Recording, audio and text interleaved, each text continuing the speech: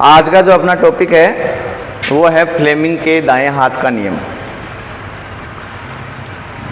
Fleming जो scientist था उसने दो नियम दिए। एक दिया फ्लेमिंग के दाएं हाथ का नियम, एक दिया है फ्लेमिंग के बाएं हाथ का नियम। ये दोनों ही नियम जो है डीसी मशीन के लिए बने हुए हैं। फ्लेमिंग का दायां हाथ का जो नियम है, राइट हैंड रूल है, वो जनरेटर के लिए यूज होता है, और फ्लेमिंग का बायां हाथ का जो नियम है वो डीसी मोटर के लिए उपयोग होता है। तो आज का जो अपना टॉपिक है वो है फ्लेमिंग के दाएं हाथ का नियम। तो इसके अनुसार जो है हम अपने राइट हैंड को, जो राइट हैंड है उसको इस प्रकार पकड़ेंगे, इस प्रकार से कि आपका अंगूठा और प्रथम अंगुली और तर्जनी इस प्रकार आपस में तीनों जो है 90 डिग्री पर है। इस प्रकार से तीनों एक दूसरे से 90 डिग्री, ये 90 डिग्री, ये इससे 90 डिग्री, इस प्रकार से जो है हम जो है राइट हैंड का रूल पकड़ेंगे। अब सबसे पहले हमें ये मालूम होना चाहिए कि कोई भी नियम बना है वो किसी न किसी चीज़ के लिए बना है। तो ये नियम क्यों बना है? ये नियम बना है कि जनरेटर में जो करंट उत्पन्न होती है, जो वोल्टेज उत्पन्न होती है, ईएमएफ की दिशा ज्ञात करने के लिए ये नियम बना है। जनरेटर में कौन सी दिशा में ईएमएफ पैदा होंगे ये अपने को पता नहीं होता है। तो ये मालूम करने के लिए ये नियम बना हुआ है, फ्लेमिंग का दाएं हाथ का नियम, जिसके तहत इस प्रकार से हम पकड़ेंगे। ये जो आपका अंगूठा है वो चालक की घूमने की दिशा बताएगा, ये आपकी अंगुली है, ये आपके चुंबकीय क्षेत्र की दिशा बताएगी।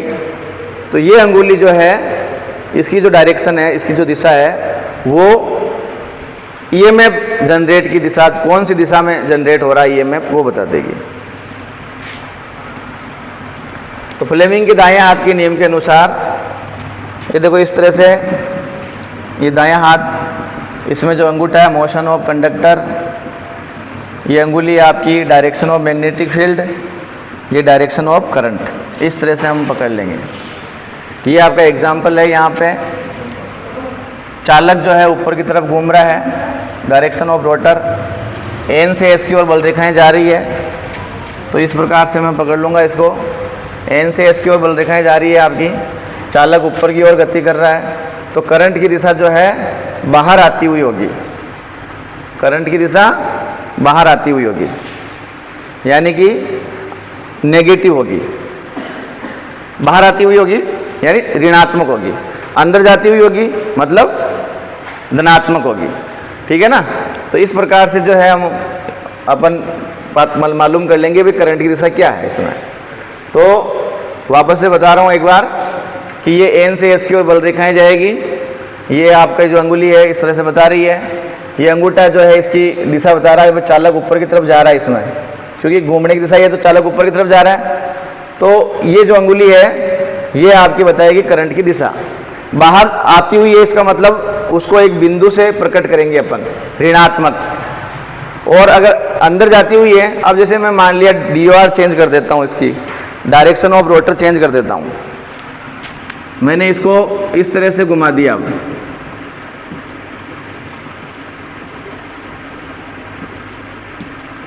अब अपने को मालूम नहीं है कि करंट कौन सी दिशा में उत्पन्न होगी। तो ये आप एन से एस की ओर बल रेखाएं जा रही है। अब घूमने की दिशा चेंज हो गई, नीचे की तरफ हो गई है। तो अब हाथ को यूं पकड़ूंगा मैं, ठीक है ना? इस तरह से एन से एस की ओर बल रेखाएं जा रही है। ये चालक के घूमने की दिशा हो गई, चालक नीचे जा रहा है, नहीं यूं जा रहा है तो नीचे जा रहा है। और ये अब अंगुली जो ये वाली है ना, ये करंट की दिशा बताएगी, तो अंदर की तरफ जा रही है। अब तो अब क्या होगा, यहाँ तो प्लस पैदा हो जाएगा, इसमें इस चालक में यहाँ प्लस हो जाएगा। समझ रहे हो? समझ में आ गई? अब मान लिया इस तरह से मैंने, अब यहाँ पे पहले की भांति कर देता हूँ सिस्टम। ये आपकी इस तरह से घूम रहा है चालक, ये ऊपर की तरफ। अब चुंबकीय फ्लक्स की दिशा बदल देता हूँ, ये एन बन गया आपका और ये एस बन गया। अब राइट हैंड रूल से कैसे मालूम करेंगे? हाथ वही रखना है, हाथ ये मत ले लेना काम में, नहीं तो गड़बड़ हो जाएगी। वापस एन से एस की ओर बल रेखाएं जा रही है, ठीक है। इसी चालक पे गौर करना, केवल इसी पे। एन से एस की ओर बल रेखाएं जा रही है और अब ये ऊपर की तरफ उठ रहा है, तो करंट अंदर की तरफ जाएगी, यानी करंट इसके अंदर पॉजिटिव वाली पैदा हो जाएगी, ठीक है। इस तरह से अपन जो है राइट हैंड रूल काम में लेते हैं।